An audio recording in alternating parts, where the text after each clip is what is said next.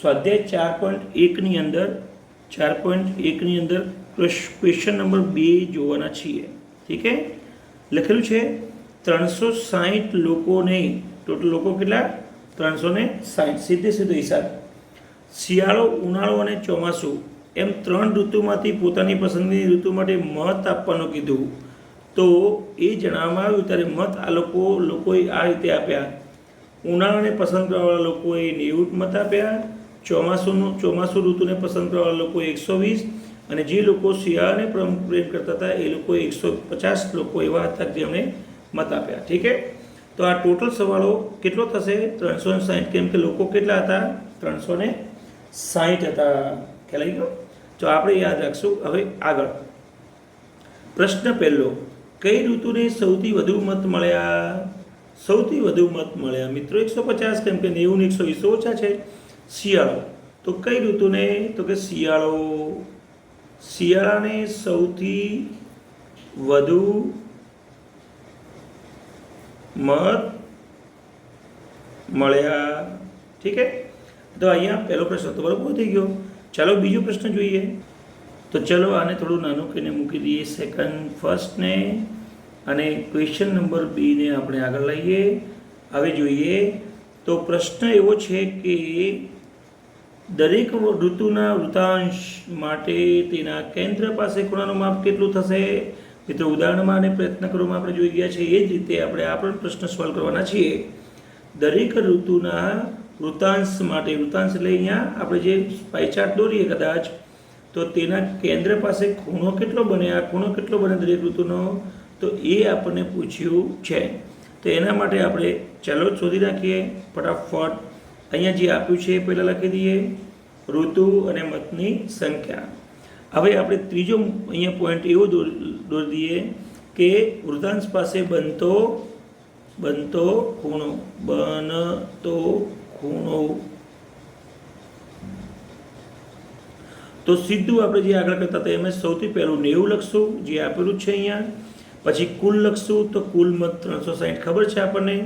અને અહીંયા વૃતાંશ પાસે ખૂણો કેટલાનો બને? 360.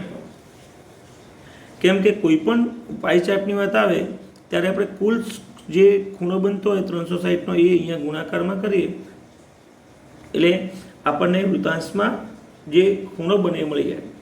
આ 360 શું છે? એ કુલ મતની સંખ્યા છે, જે આપણને ઉપર સીધું પહેલાં આપી દીધું 360 લોકો, અને મતની સંખ્યા ગણો તો 360 જ થાય. ઠીક છે, તો એ કુલ છે. હવે જો એકદમ સિમ્પલ, 360 ગયા એટલે 90નો ખૂણો બને. સિમ્પલ. બીજું અહીંયા બીજું છે 120 ટોટલ 360 અને ઇન્ટુ 360નો ખૂણો. તો હવે કેટલા બનશે? તો સીધી વાત છે 120 જ બનશે, પણ અંશમાં આવશે 360 ગયા. એ જ રીતે ત્રીજું 150 આપેલા છે, એની સાથે ટોટલ નીચે 360 વોટ કરી દઈએ, ઇન્ટુ 360નો ખૂણો કરી દઈએ, તો તમને ખબર જ છે 360 ગયા 150નો અહીંયા વૃતાંશ પાસેનો ખૂણો આપણને મળી જાય. તો બીજો પ્રશ્ન આપણે તો દરેક ઋતુના વૃતાંશ માટે કેન્દ્ર પાસેના ખૂણાનો માપ શોધો. તો ઉનાળા માટે 90નો ખૂણો બનશે, ચોમાસા માટે 120નો ખૂણો બનશે, અને શિયાળા માટે આપણી પાસે 150નો ખૂણો બનવાનો છે. તો આના જવાબ છે. ઠીક છે મિત્રો. હવે આપણે આને થોડું નાનું કરી દઈએ એટલે આપણી પાસે જગ્યા બચે થોડી. ઠીક છે, આને ઉપર લઈ જઈએ, વાંધો નહીં, ચલો ઠીક છે. હવે આપણો ત્રીજો ક્વેશ્ચન અહીંયા જે છે એ એવો છે કે આપણને એમ કહ્યું છે કે ઉપરોક્ત માહિતી દર્શાવતો પાઈ ચાર્ટ દોરો. અને પાઈ ચાર્ટ દોરવામાં આપણે એકદમ માસ્ટર થઈ ગયા છીએ હવે, રાઈટ છે. તો આપણી પાસે 90, 120 ને 150 આમ 3 ખૂણા બનાવવાના છે. કોઈ પણ બે બનાવીએ ત્રીજો બની જશે. સૌથી પહેલું સ્ટેપ શું મિત્રો? તમારી પરિકર ઉપર કોઈ પણ એક પરિકરમાં ત્રિજ્યા સેટ કરી અને એટલા માપનું વર્તુળ દોરો. વર્તુળમાં કેન્દ્ર તો હશે જ તમારી પાસે, એમાં એક ત્રિજ્યા મસ્ત મજાની દોરી દો.